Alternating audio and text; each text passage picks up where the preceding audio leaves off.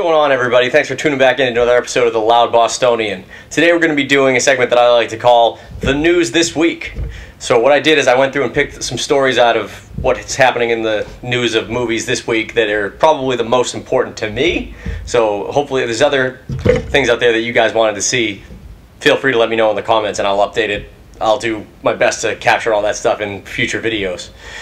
But the big three things that I want to talk about from this week were the Iron Fist trailer that dropped, James Gunn, where he stands with Marvel, where he stands with Disney, what his future projects might be, and David Lindelof getting a Watchmen series greenlit.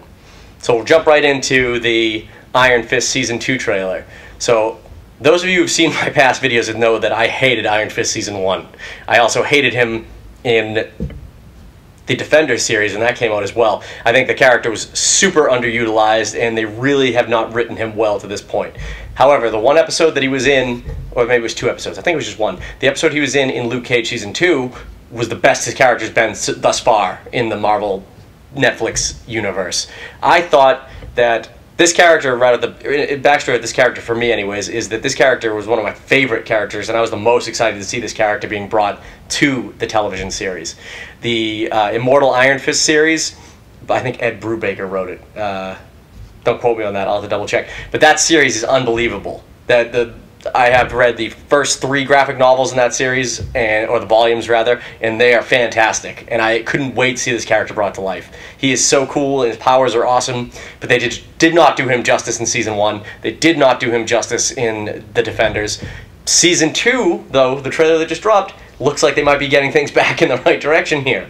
For starters, you're giving a compelling villain in Davos, his best friend, who is ex-best friend, who is going to become, looks like, Steel Serpent in this season, which is awesome. That was the character I couldn't wait to see in Season 1 that they barely hinted at, and they just kind of, introduced as his friend. They didn't really show you how awesome he was as a character. Obviously, at the end of Season 1, you saw him working with Madame Gao, and you know that he's at least on track to become Steel Serpent, and it looks like right off the bat they're jumping in with this as the character arc of the season, the villain of this season. And that's what it needs to be. Every good Marvel movie and Marvel TV show has had the characters, or the hero characters, go up against the enemy that's most like themselves in most of their intros. They didn't do that with Iron Fist. I don't know why. In Iron Man 1, he's going up against the Ironmonger, just because people can relate to that. That's really what they should have done in Season 1 of Iron Fist. They didn't do that, but it looks like they're doing things right in Season 2. The character, they're revealing the character mask a couple of times throughout the trailer. Now, you don't physically see Danny wearing it in modern times. You see him training with a mask like that. But I think by the end of the season, you're going to see him in full Iron Fist costume. Now, granted, I hope it's not the classic spandex karate outfit with the big collar. That would just be way over the top. But some kind of militarized outfit similar to Daredevil's with the typical Iron Fist mask would be pretty sweet. There's some pretty cool concept designs out there that people have done for the character to make him look like that, and anything like that would be awesome. And hopefully this leads into what is my favorite story arc of Iron Fist, which is the Immortal Instrument fighting tournament that they do in Kunlun eventually. It's basically like Mortal Kombat with Iron Fist and other characters that are not Kunlun, but other cities similar to Kunlun's champions. And it was really cool to read that, and that's really the best arc of Iron Fist, and I can't wait to see that on film, which hopefully that's what Season 3 will give us. From there, we're going to jump into the Damon Lindelof news. So Damon Lindelof is a writer, executive producer. He's best known for writing Lost, basically the entire show, and The Leftovers. Full disclosure, my wife and I only watched the first season of The Leftovers and fell off. I know that that's kind of a 50-50 show for people, but we enjoyed the first season. We just didn't care enough to pick up after that. So we did love Lost, though, even all the way to the end. The season finale, the series finale that nobody loves. we actually enjoyed it. I thought there was a lot of good moments in it. Obviously, it doesn't really give you any answers that everybody's expecting, even though everybody guessed that the characters were dead, and then they were kind of like, no, they're not dead, and then at the end it's, yeah, well, they're pretty much dead. So they knew that people guessed it, and they didn't want to give it away, is my best guess to that. But But Damon Lindelof rather, he's a great writer. He definitely can see series all the way through, and he just got the green lit to do the HBO version of the Watchmen series. Now, the Watchmen is one of the greatest comic books of all time. It's a standalone comic that just tells an incredible story with incredible characters, and there's a movie that was made about it by Zack Snyder, I don't know, maybe it was 10 years ago now. Pretty good movie, not the best. It was definitely, at the time, a crazy good comic adaptation. But anyone who's seen that knows that it doesn't end well for the main characters. Most of them end up dying.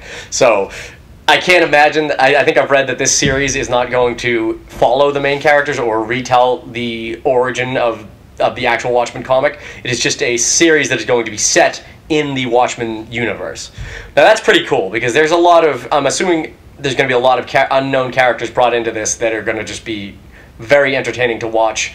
And maybe it'll even, I'm not sure if it's going to be set prior to the events of the Watchmen book or if it's going to be something that takes place after the events of the Watchmen book.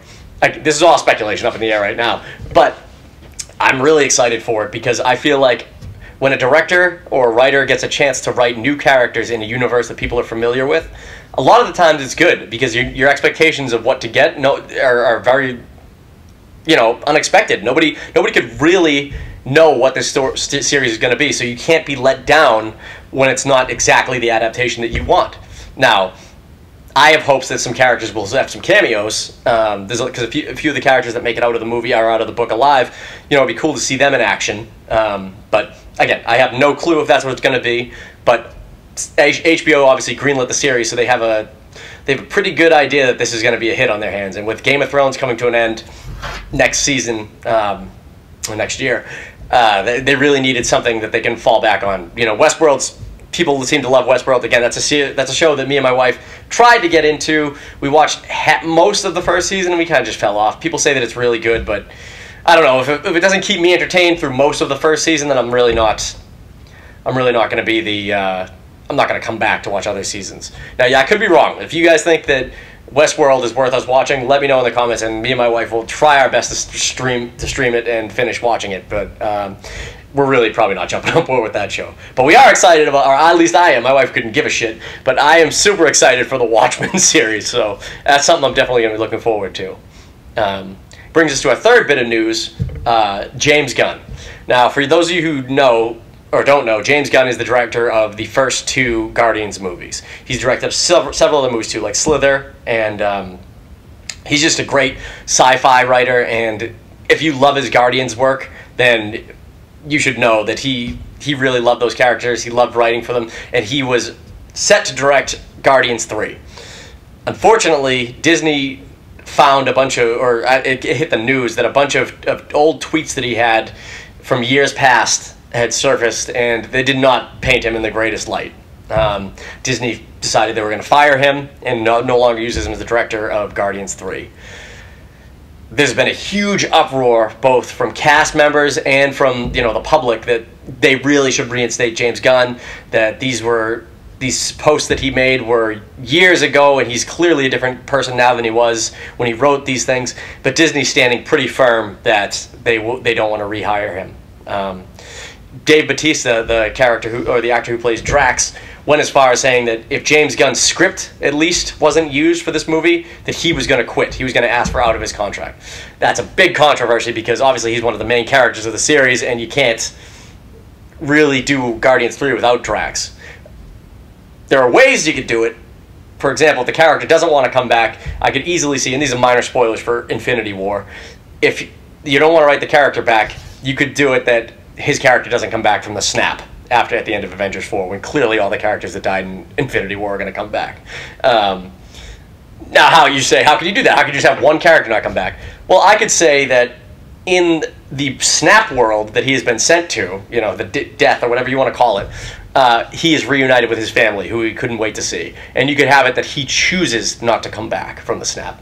I could see that happening. Now, that's some convoluted writing, and I mean, it would take a lot to do it, and you'd still need to probably get Dave Bautista to do at least that kind of a scene in Infinity War. Now, for all I know, that scene in Infinity War has already been done, and the character's already back, and they can't do anything about it. That's just one way you could go about not bringing the character back. However, they announced this week that Disney is going forward with the James Gunn script. So I think this is something that we don't even have to worry about. Dave Bautista obviously wanted to stick by James Gunn, and he really went to the bat for him. The guy gave Dave Bautista basically the biggest character to date that he's ever been able to act in, and I think he really just appreciates the offer or the chance that was given by James Gunn, and he just wanted to stick by him. And it's really something special that they obviously have between each other, that he felt so strongly that he would risk his career as in this franchise to not be in it. But I don't think we have to worry about that. I would imagine that since Disney decided they are going to use James Gunn's script, that Dave Bautista will be back as Drax, and I don't know who they're going to get to direct. That's a whole other thing. I can't imagine anyone that could step in and direct,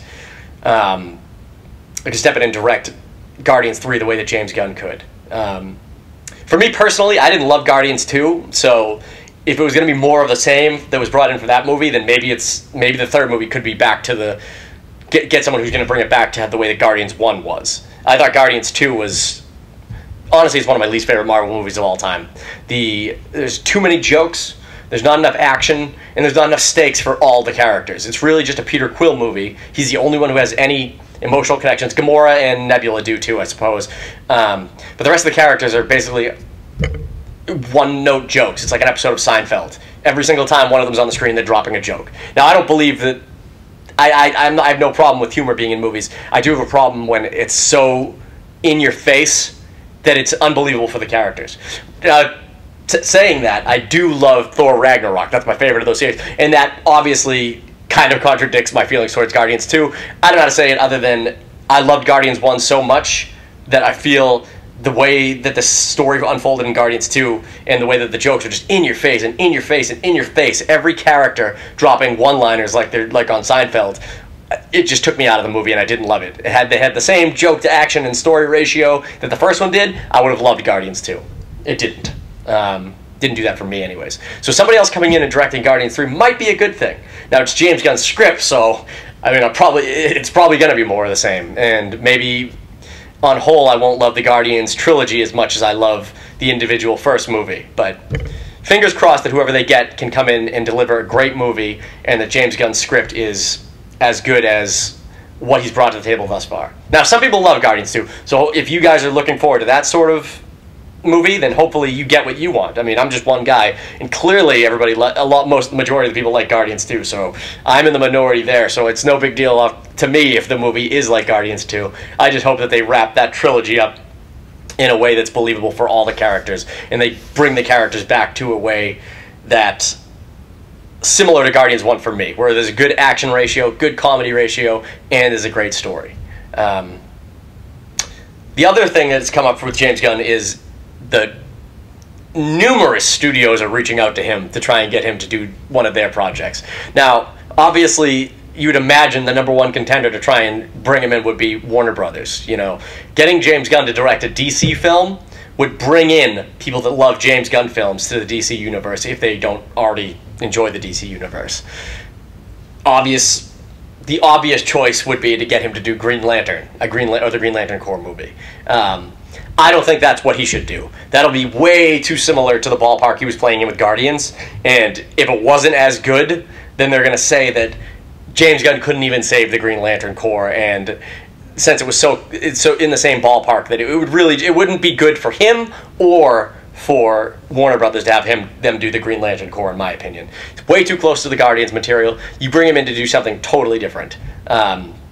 I think James Gunn would be a great director for the Flashpoint movie that they're coming out with. He knows how to have fun with characters. He knows how to write characters in quirky sci-fi ways. And if the Flashpoint movie is the time travel movie that it's set to be, then that is perfect. Have him play with time travel. I couldn't wait to see James Gunn directing a Flash movie that involves time travel. I can imagine his references to the 80s and Back to the Future and everything. It almost seems like it would be perfect, a perfect meld for him. So if James Gunn is going to get brought into any DC project, I hope that it is Flashpoint. But I'd like to know what you guys think. Let me know what movie you'd like to see James Gunn direct. Let me know if you're excited for the Watchmen series. Let me know if you think that Disney and Marvel have gone too far and that James Gunn should be allowed to direct Guardians 3.